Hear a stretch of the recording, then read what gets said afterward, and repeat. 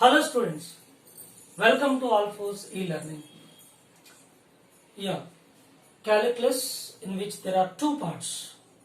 One is differential calculus.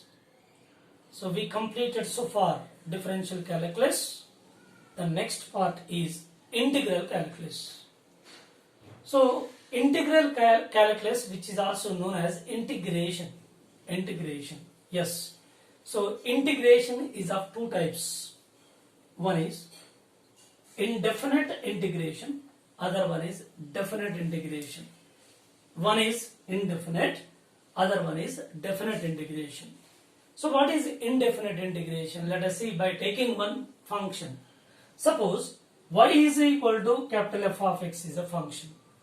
Differentiation of capital F of x with respect to x is giving small f of x. Suppose d by dx of capital F of x, which is giving small f of x, say. Now we are taking the anti-differentiation for the result.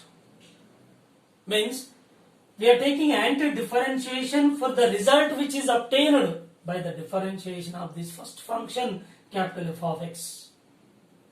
So that anti-differentiation is known as integration. Anti-differentiation is known as integration. So what does it mean? The basic idea of the integration is just we understand that integration. So whenever we consider the differentiation, we are taking the divide and dividing the given quantity into elemental portions. That is simply say divide and rule policy, dividing the given quantity into elements. Now integration means again they are clubbing and collecting, taking the summation of these elements.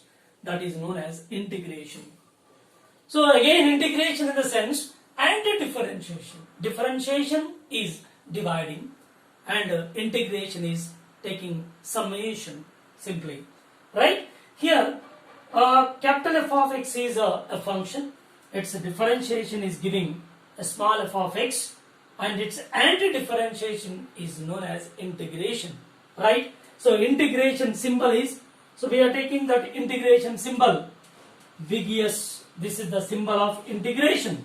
Now its anti-differentiation known as integration, small f of x into dx, which gives again capital F of x, your original function, with a constant c, where c is integral constant. Integral constant. C is integral constant. So which comes in the result after taking the anti-differentiation for a function and differentiation of function, which gives the result that capital F of x plus a constant. This constant comes in the indefinite integration. Whereas in definite integration, so whenever we consider, so f of x into dx, so that is a to b, is gives capital F of x with the limits a to b. So what does it mean? So here in this case, the integration is giving a particular limit, that is from which point to which point we are taking the summation of all these elements. Suppose this is a length, so in which so many elements are we considered. Differentiation. Yes, all these elements are taking the summation, that is by the integration you are getting its original x plus integral constant c. So what is the meaning of it? Here, so original x is getting, but a constant is add up to the result. Why? Because there is no definite condition, and definitely from this point to this point the integration was not mentioned there.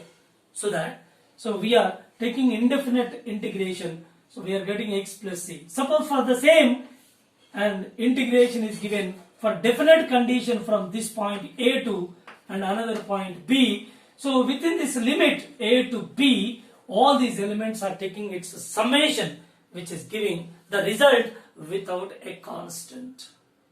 So that is known as a definite integration a to b, which is giving simply x limits are taking a to b. You are getting upper limit in x, b, and minus instead of x lower limit. So this is b minus a is the length of this line. Length of this line. So similar way here. So here f of x, small f of x, its integration is considered, integration is applied, then you are getting the result capital F of x with integral constant, because there is no limitations mentioned that from which point to which point we are going to take the integration for this function. So that limits are not mentioned over here. Therefore, you are getting a constant in the result, which is known as integral constant every time. So when you go through the indefinite integration, definitely you will get a constant in the result. Whereas in definite integration, so we should mention the limits from this point to this point. We are going to take the integration for a given function. Now we are getting a result that capital F of x limits are a to b, but without constant. So there is no question of integral constant in this case. So when we apply, you will get a final result. Instead of x, we apply the upper limit first, f of b minus f of this a. So this is the final result obtained. So this makes the big difference between indefinite integration and definite integration. Finally, so what is the basic definition of integration? So it is anti-differentiation. Anti-differentiation is defined as, anti-differentiation is known as integration. Means, so whatever the quantity you are taking, the differentiation, the dividing into elements, then all these elements are again taking summation, you will get your original value, which is taken to be integration. In basic idea to understand this one. Okay, this is for sake of understanding, I was given this kind of example. That's enough. Don't go in deep. So up to this level, so we can easily understand what exactly the differentiation, what exactly the integration. Differentiation, divide and rule policy. Integration, so national integration, summation, all together. When taking the summation of all these elements, you are getting the integration. So this makes the big difference. This is indefinite integration. This is a definite integration. In indefinite integration, so a constant comes in the result, but in definite integration, there is no question of a constant comes in the result. So next point. So what are the uses? Yeah, there are some uses by the integration. So what are the uses? Let us see those uses. Use number one. Suppose whenever a physical quantity, which is variable physical quantity, a variable physical quantity is given, its average is calculated by the integration. So there is a quantity which is variable, the varying quantity, a physical quantity. So for which integration is to be applied, and when integration is applied for a variable quantity, then you can find its average value. For example, while finding the average force, if force is a variable, while finding the power, if power is variable, it is given as a function. So to find the average value of a physical quantity, if it is variable, then we can use the integration method. Okay?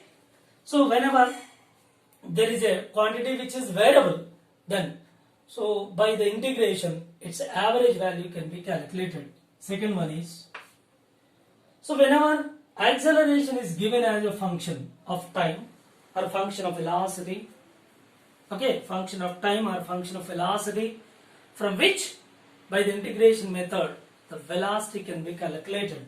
So from acceleration we can find the velocity. If acceleration given as a function of time t or function of velocity v, okay, so if it is a function which is variable and this from this acceleration, by integrating this acceleration, you will get velocity. And second one, if velocity is given as a function of time t, and which is also variable, it is giving a variable function that v is a velocity, so it is given as function of time t, then by integrating you will find that displacement from it. So overall, whenever the acceleration is given as a function of time t or velocity v, and from which by integrating you will get velocity. And if velocity is given as a function of time, then from which we can find the displacement by taking integration over here. So this is the procedure. Suppose by the differentiation, so how we can find reverse? If displacement is given as a function of time t, by differentiating,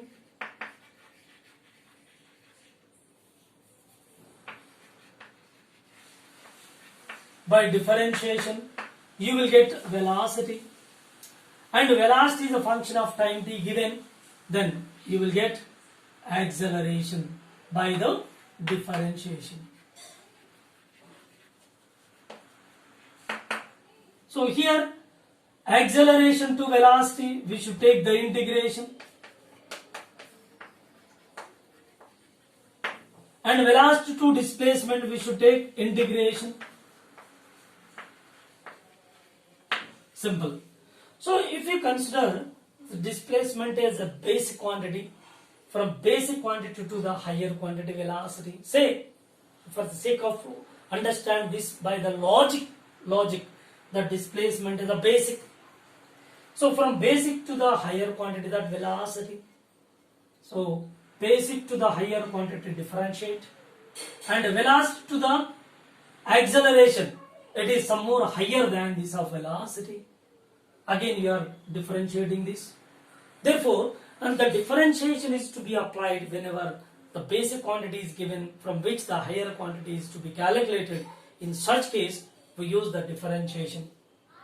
Suppose acceleration is given, means higher value given as a function, then from which the lower value velocity and lowermost displacement, these two values can be obtained by taking the integration.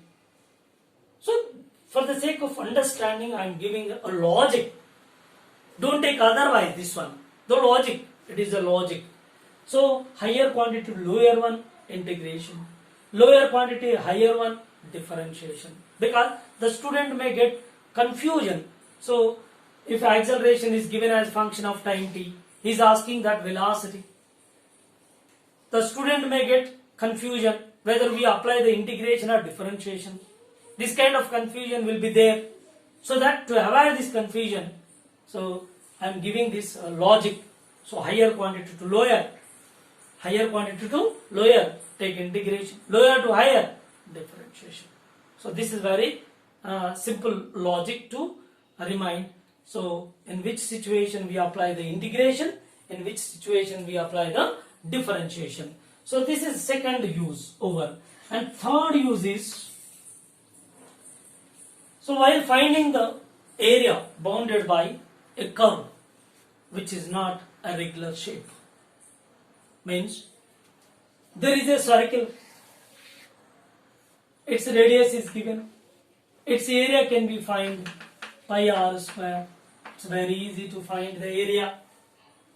Suppose square is given, its side is mentioned a and a. To find its area, we consider side into side, which is a square. If you consider rectangle, length into breadth, you will get its area, L into B. A triangle is given, half into base into height, its area can be found. So like this, there are a ready-made formulae for regular shapes. Here, circle, its area can be found.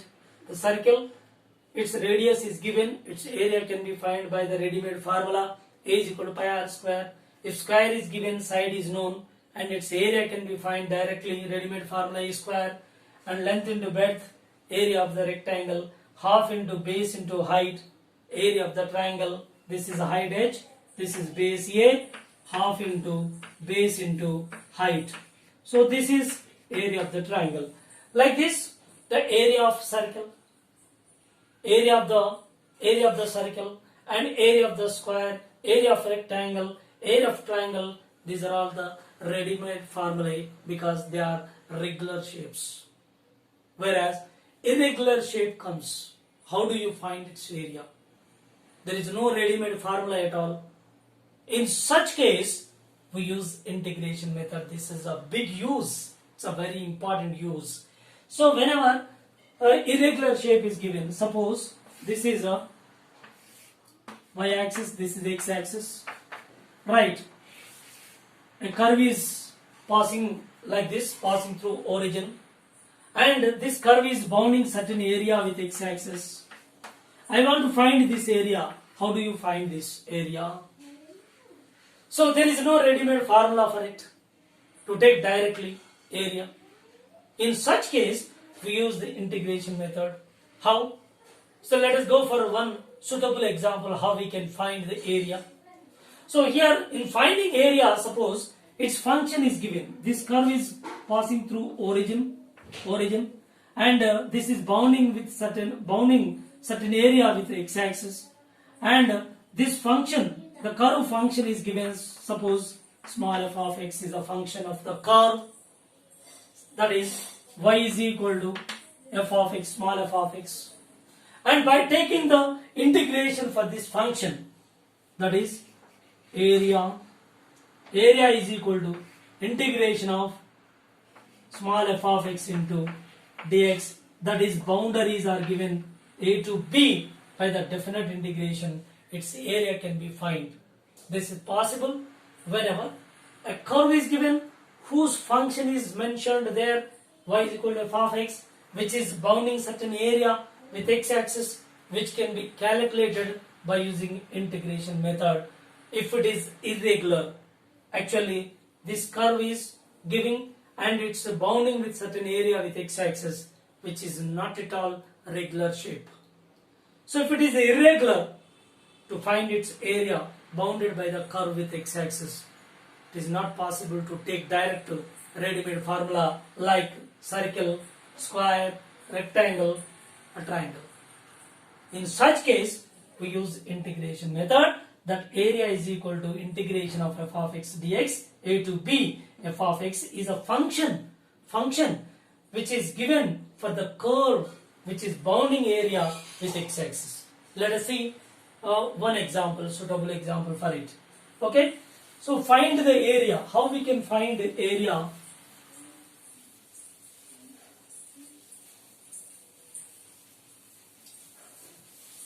How we can find the area bounded by a curve? Let us consider one example. Let us go through an example to understand how it is bounding certain area if it is irregular. Suppose a function is given y is equal to 2x minus x square. Okay? So y is equal to 2x minus x square is a function which is a curve, and this curve is bounding certain area with x-axis. And what is the amount of area bounded by this curve with x-axis? This is the question, right? So this equation is y is equal to 2x minus x square, which indicates the parabola. It is a parabolic equation. So what is its nature? Parabola nature is, see here, this is x-axis, this is y-axis, minus x minus y. So here squaring quantity which has a negative sign, if it is a negative sign, definitely parabola opening towards the negative y-axis. And second one is which passes through origin. Why? Because put y is equal to 0, sorry, x equal to 0. Put x equal to 0, you will get y is equal to 0. This is one point, one boundary. And put x equal to, and put y is equal to 0 here. Put y is equal to 0, then x equal to how much? 2x minus x square is equal to 0 and x square is equal to 2x. So square x gets cancelled, x equal to 2. So this is deciding one more boundary. See here, so what is the nature of this parabola? The parabola, its orientation is opening of the parabola towards negative y-axis by the basic and which passes through the origin. Therefore, this curve is passing through origin. So this is parabola. So it's opening of this parabola towards negative y-axis because squaring term has a negative sign. Therefore, it is towards negative y-axis. One more, and this term, these two are opposite signs. It is positive, it is negative. Therefore, definitely this parabola cuts positive x-axis. Both are negative, it cuts negative x-axis. Both are negative, so cuts negative x-axis. Both are positive, cuts negative x-axis. Whereas here one is positive, other one is negative. Definitely it cuts positive x-axis. Now this point is x equal to 0 and y is equal to 0, 0 comma 0. See here we can see, put x equal to 0 in this function. What you are getting, y is also become 0. So x equal to 0, y equal to 0. That is showing the origin. So this curve is passing through origin. And second point, so here this curve is cut the positive y-axis where y value is equal to, cuts the positive x-axis, sorry. It cuts the positive x-axis where y value becomes 0 at the point of intersection. When put y is equal to 0, at what distance on the positive x-axis it cut the curve? So we can verify that y is equal to 0 is substituted in this function y0. Then simplify 2x minus x square equal to 0, x square equal to 2x, x equal to 2. Means this is x value is 2. So here x value 0, here x value 2. So x value is here, x value is 0, here x value 2. So now it is very clear. This curve has two boundaries. One boundary is 0 and other boundary is x equal to 2.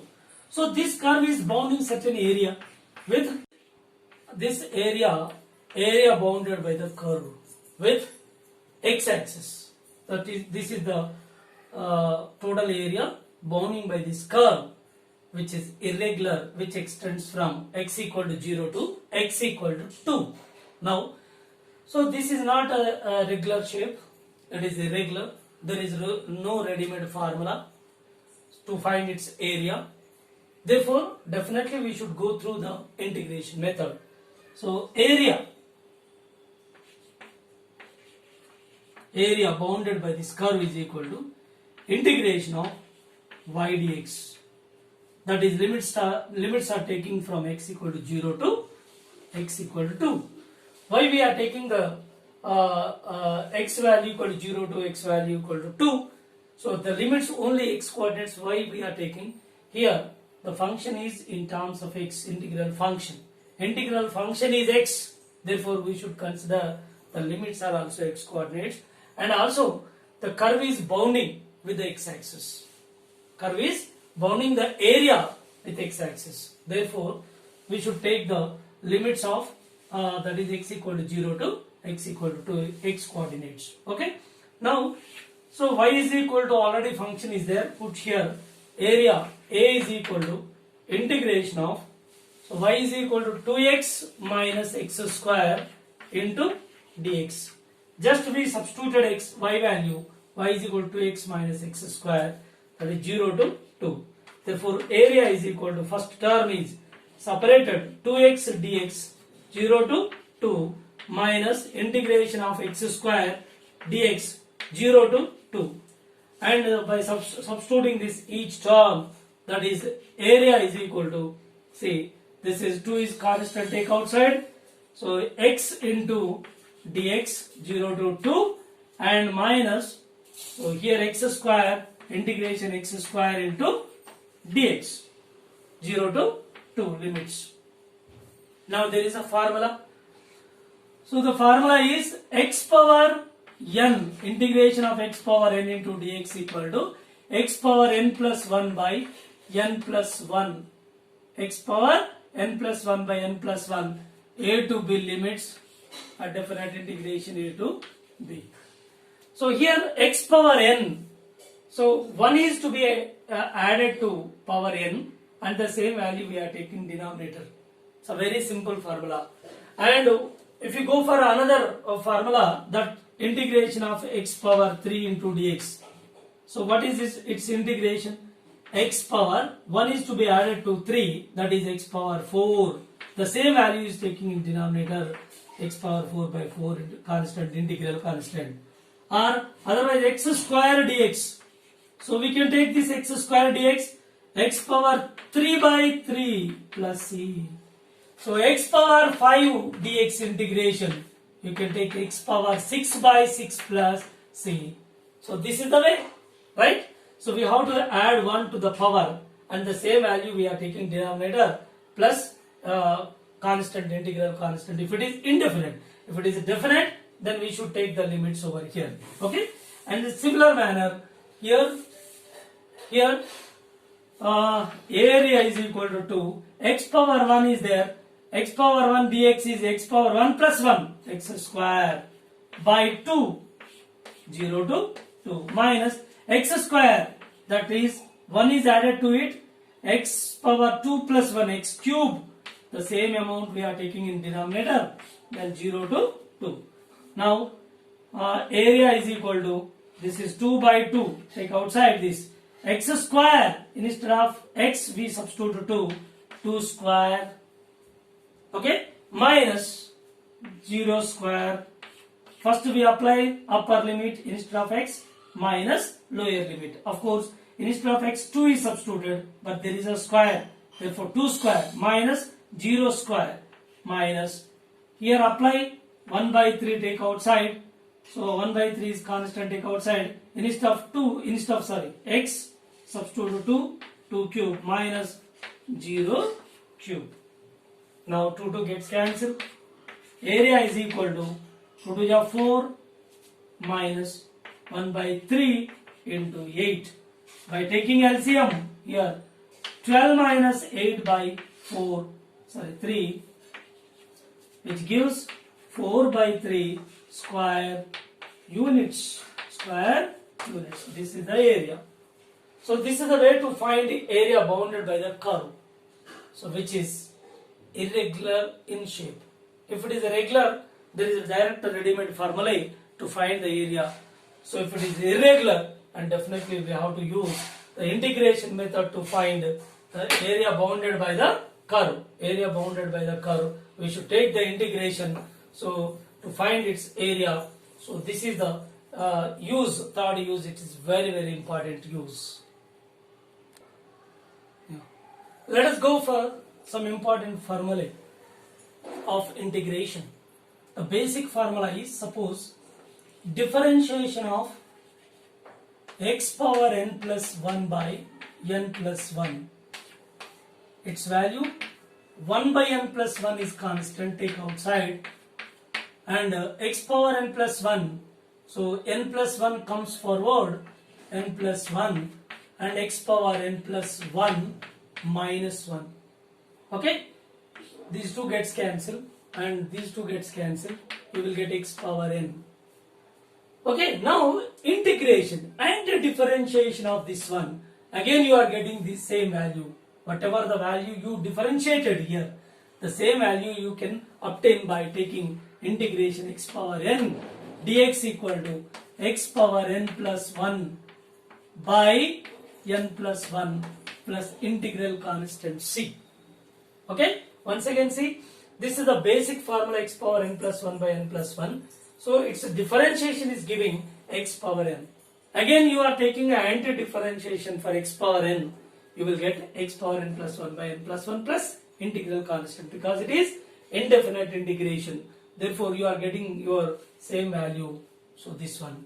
Simply, so integration formula here, integration of x power n, it's a very, very important formula, that equal to x power n plus 1 by n plus 1 plus integral constant c.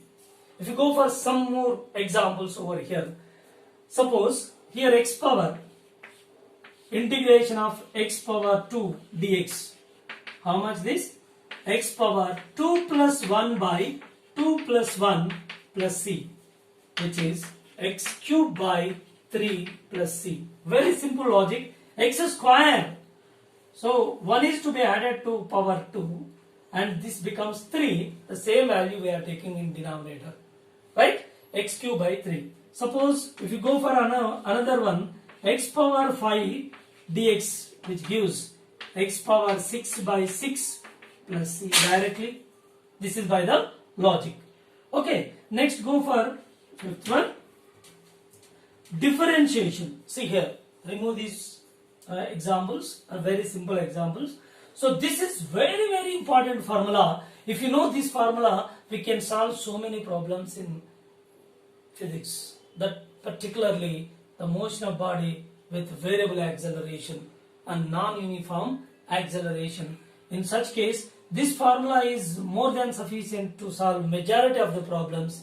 If any twisted question is asked, then we can use some other formulae. I am going to give those formulae. Okay? Right. Yeah, here second one is integration of x power n into dx, which gives x power n plus 1 by n plus 1 plus integral constant. Then third one is, see, differentiation of sin x, which gives cos x, and its anti-differentiation, that is integration of cos x dx, which gives sin x plus constant. Again see here, sin x is differentiated, you are getting cos x, and again taking the integration for cos x, and you will get again your original value, that is sin x plus c integral constant, because it is indefinite integration. And similarly go for another one, d by dx of sin ax integration, sorry, differentiation, which is giving cos ax. Again differentiate this one, this x coefficient that is multiplying with this cos ax, because already earlier given that in differentiation. So cos ax, sin ax differentiation cos ax, again differentiate this part, d by dx of ax.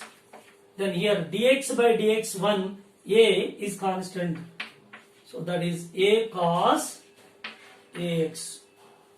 Now it is a integrated a cos ax dx, which gives a is constant, take outside, cos x is different, sorry, integration is sin ax, and its coefficient x coefficient taking in denominator constant, integral constant c. Therefore a gets cancelled, you are getting sin ax plus c. This is your answer. So here we can observe that in case of differentiation, x coefficient is that is multiplied after differentiation, and in integration, so x coefficient that is taking in denominator, that is the division. Here in differentiation it is multiplied, that constant x coefficient, and here in integration that x coefficient that is taking in division. Okay, so plus integral constant, like that. Fifth one is d by dx of tan x, sorry, cos x, that equal to minus sin x, differentiation. So minus we are taking for our convenience over here, then taking integration of sin x dx, which gives minus cos x plus c. See here, minus cos x differentiation sin x, actually cos x differentiation minus sin x, but minus taking over here, therefore differentiation of minus cos x equals sin x integration is giving minus cos x plus c, right? So sin x is over, sin ax is over, cos x is over, cos x integration. In terms of integration, cos x integration is over. Now a cos ax is over, then sin x is over.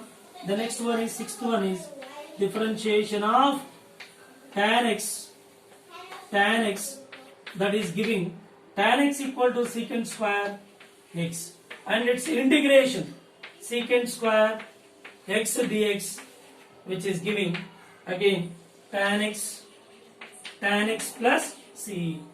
So once you know the differentiation formula, then you can easily find the integration formula.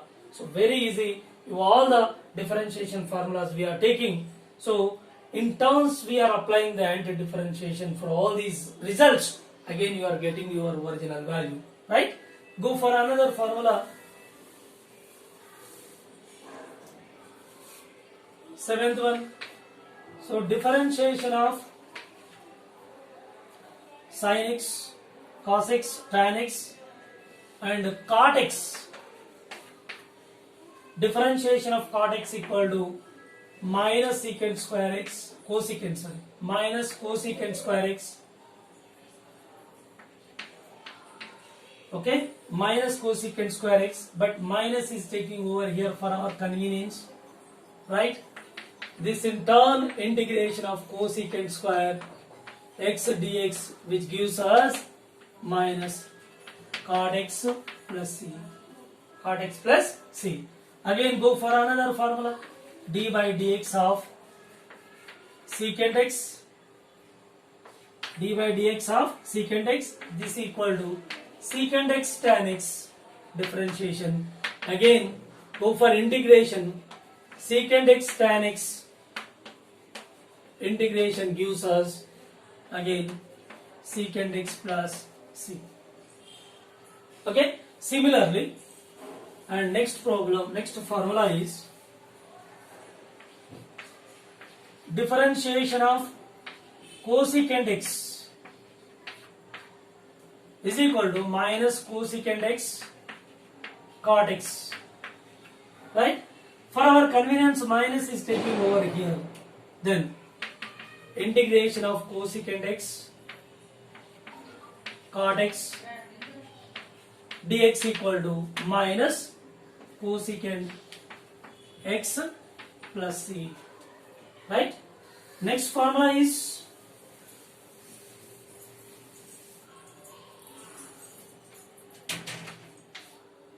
differentiation of a power x by ln a, which gives 1 by ln a is constant, take outside. Differentiation of a power x, okay, which gives 1 by ln a into a power x, differentiation a power x ln a, these two gets cancelled, you will get a power x, and by taking integration for a power x, which gives how much? A power x equal to a power x by ln a plus c. See here, differentiation of a power x by ln a. So 1 by ln a is the constant, take outside. Differentiate a power x, then 1 by ln a power x differentiation formula already we know that a power x ln a gets cancelled, you will get a power x. And applying the integration for a power x dx, that is a power x by ln a plus c. Why? Because so whatever the answer or the result is given by the differentiation, again applying the integration for it, again you will get your original value, that is a power x by ln a plus c. Then next go for one more, d by dx of e power x, which gives e power x. Again its x coefficient is 1, so that comes in front of it, 1 into e power x. Okay, now taking integration of e power x dx, again it is giving e power x, but x coefficient 1, that is in denominator, that is in the division we are taking. Here x coefficient taking in multiplication in the differentiation, but here x coefficient is taking in division. plus integral constant. In case of integration, x quotient which is taking in division, and here in differentiation x quotient is taking in multiplication. So simple logic. Okay. Next go for one more formula.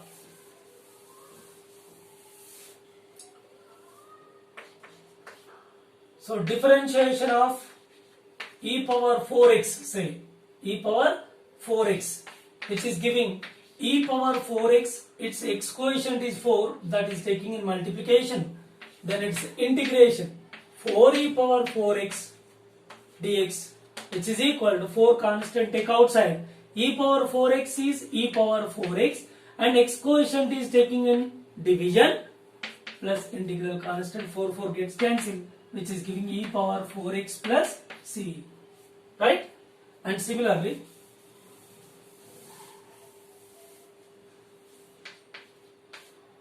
d by dx of e power 4x plus 5, which is giving e power 4x plus 5, of course x quotient 4, that is in multiplication, that equal to integration of e power 4x plus 5 into dx, which gives us e power 4x plus 5, x quotient that is in division plus integral constant. Okay, of course here 4 is missed, 4 here, 4 gets cancelled, so which is finally e power 4x plus 5 plus c, right? Next one is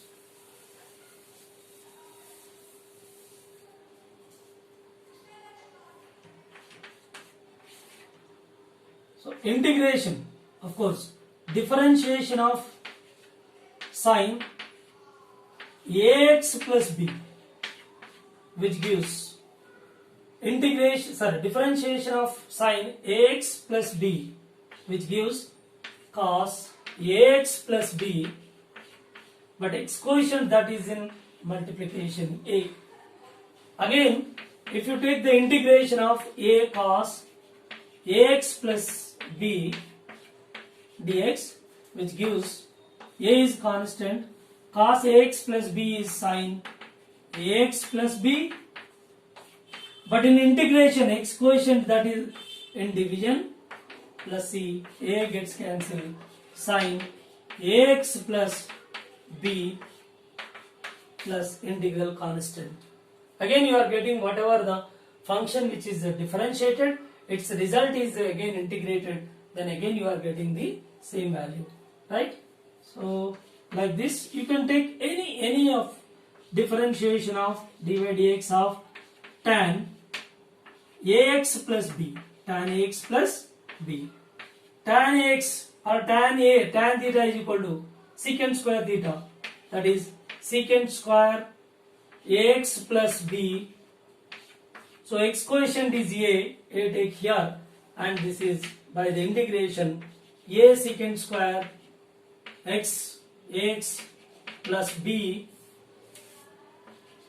ax plus b dx, which gives a into a is constant, take outside, and secant square ax plus b integration is tan ax plus b. Of course in integration x quotient is taking division plus c, right? This answer is tan ax plus b plus integral constant c. Same answer you are obtaining, tan ax plus b.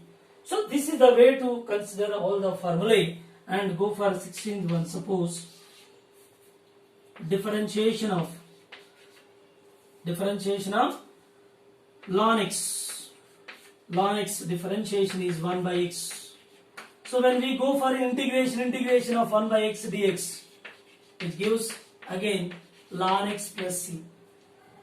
Once again ln x is 1 by x, then its integration 1 by x dx equal to ln x plus c. So these are the important formulae so which we use in integration. Okay, so majority cases we are using the formula very important, integration of x power n into dx, that equal to x power n plus 1 by n plus 1 plus c, if it is indefinite, plus c. If it is definite, we can use its limits, upper limit and lower limit. Okay, right. Yeah, let us go for some more important formulae. So integration of c is a constant, f of x dx. C is taking outside simply, and integration f of x into dx. And there are two functions. Integration of c is a constant, f of x, plus or minus. Suppose if plus comes, we can use plus, or minus comes, we can use minus in the formula. So both together we are taking the formula plus or minus. K is a constant, g of x into dx. Then separating them, each term integration, that is c is a constant, take outside, integration of f of x dx. And next one, plus or minus, k is constant, take outside, and integration g of x into dx. And next formula, so this is addition subtraction together, here single function, here addition subtraction of two functions, here multiplication of two functions, here f of x into g of x, integration of f of x into g of x dx, which is equal to, just leave the f of x and integration of g of x into dx. Second one, minus integration of differentiation of f of x, differentiation d by dx of f of x. First term is to be differentiated here, and second term again integration, one more time integration of g of x into dx whole dx. Okay, so otherwise if f of x into g of x, they are taken to be, suppose very simple formula, suppose f of x is taken as u, g of x taken as v, integration of uv into dx, very simple. So u is, first term is leaving that u, and v, integration of v dx, minus first term differentiation. See here, first term is differentiated over here, integration of first term is differentiated here also, first term is also differentiated, du by dx, and integration of v dx whole integration dx. Okay, so this is a uv, u into v, that is multiplication of two functions, that integration formula. So division formula, no need of it here. This is the extra actually, we should not use generally that multiplication formula also, but this is extra formula is given for it. So these three formulae are more than sufficient, no need to take extra formulae, these are sufficient.